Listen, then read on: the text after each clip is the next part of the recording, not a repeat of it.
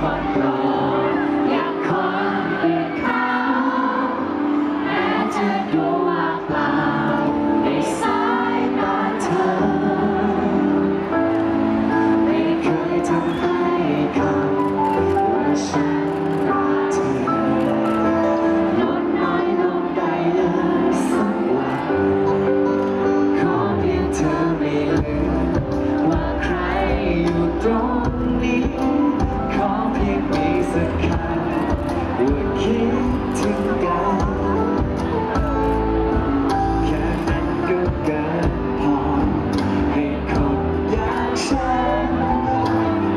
ฝันดีกว่าคืนไหนทุกคนไม่ว่าเป็นที่เท่าไรของเธอเธอก็คือที่สุดเสมอไปจะเพื่อเธอขอไม่ลืมแม้เพียงเสี้ยวใจ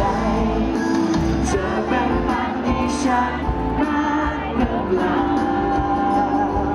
และคนคนหนึ่งซึ่งไม่สำคัญก็ยังเฝ้ารอสักวันของเรา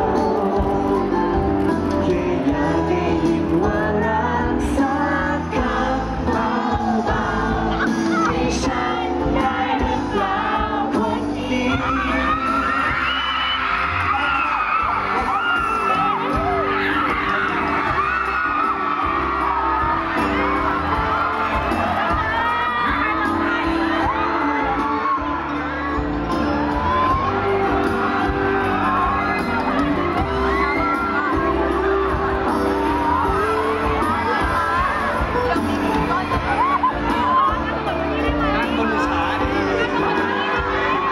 เธอไม่ลืม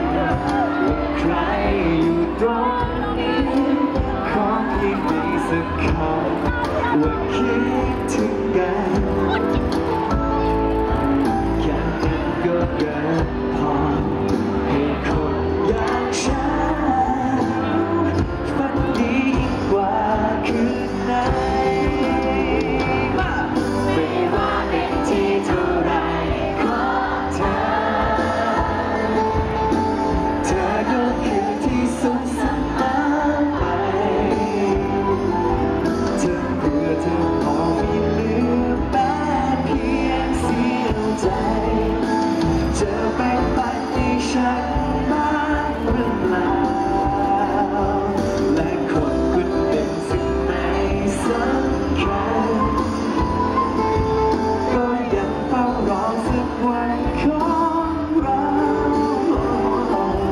แค่อยากได้ยินว่ารักสักคำเบา